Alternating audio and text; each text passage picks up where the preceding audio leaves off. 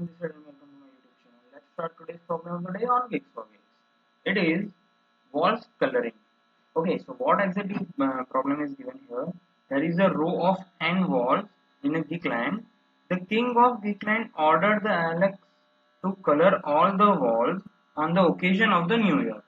Okay, Alex can color each wall either pink, black, or yellow. The cost associated with each color with the particular color is represented by the 2D array of colors size n cross 3. Okay, so it might possible the number of walls is nothing but the n, but we have a fixed columns. We have only three, as we have only three color: pink, black, and yellow. Okay, and we need to find the cost of painting of the wall of each wall with the color pink, black, and yellow respectively. You need to find the minimum cost of the color all the walls such that no two adjacent wall have the same color. Okay, so if we are painting the first wall with the pink color, then we can't color the second wall with the pink. Okay, and if we are color the second wall with the black, then we can't color the first and third wall with the black. No two adjacent walls should be the same color. Okay, so here is the first example they are given. So n is equal to 3, so we can say that number of walls is 3, and this is the color array that for the pink the first wall cost 14. Okay, then for black 2, and for yellow 11. The so same for the other two walls. Okay, and we need to find like how many minimum cost we can like we can color all the wall with how many minimum cost. Okay, so what we'll find here, first of all we'll find the minimum cost, but we also need to consider like we should not like color the adjacent wall with the same color. Okay, so let's say from the first we can say we'll just select this 2. Okay, if we are going for the next, then we need to select the sum of all this. But if we are selecting this first 2, okay, then we should not select that 2. We can like sum with the 11 and 14 and 11 and 11 here. Okay, so this is the thing. For the next if we are taking this 3, then we should not take like 3 and 14. We can say like 3 to 11 and 3 to 15. Okay, this is the one way. Okay, so for this I already write this code here in the Python.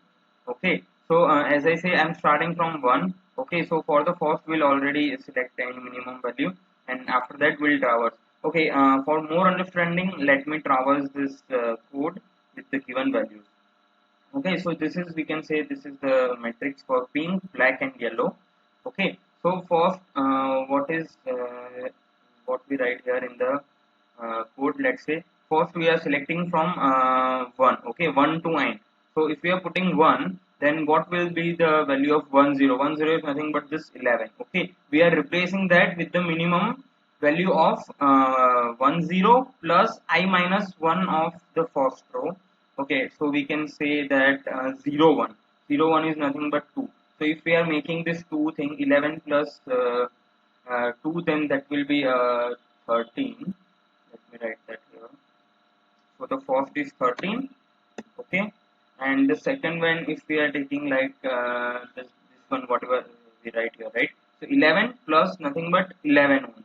Okay, this is 0 of 2. As we are selecting the 11 here, we can't select the 14. Okay, so 11 plus 11 is nothing but the 22. But what is the minimum? So from 22 and 13, minimum is 13. Okay, so let me replace that. Replace this 11 with 13. Now it is 13. Okay, so after that the same we are checking for the next value.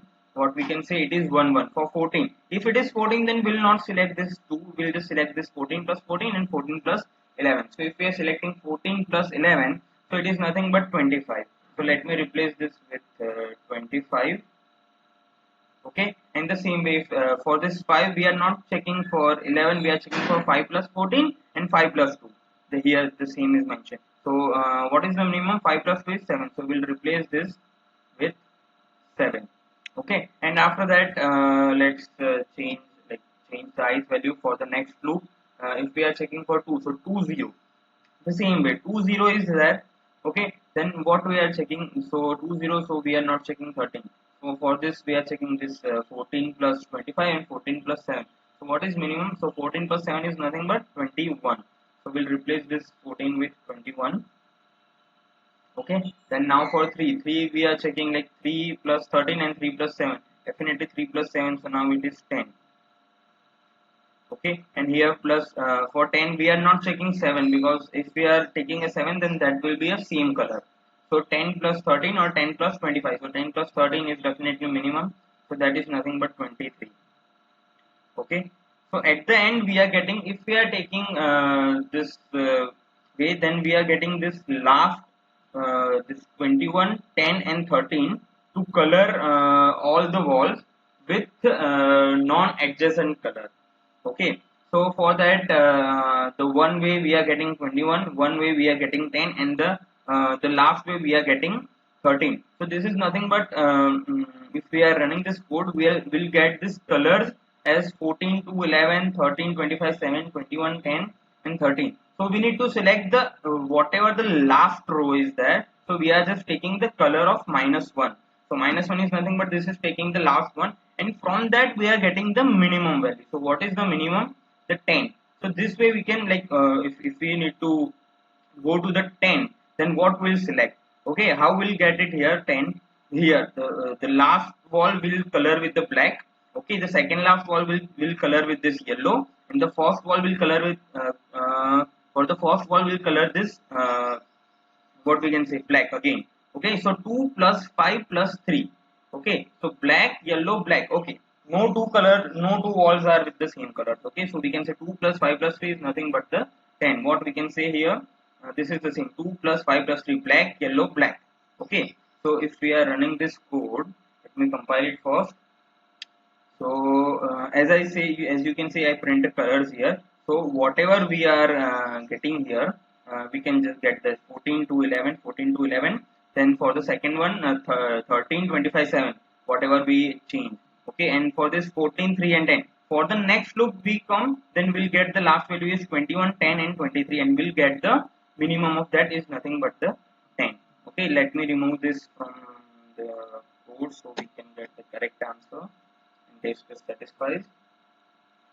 So okay, first test case satisfies fine. Let me submit it for the remaining 160 test cases, and we can see that all the test case satisfies fine. And this is the solution for today's problem of the day on Geeks for Geeks. Thanks for watching this video, guys, and like, share, and subscribe to my YouTube channel. Thank you, guys.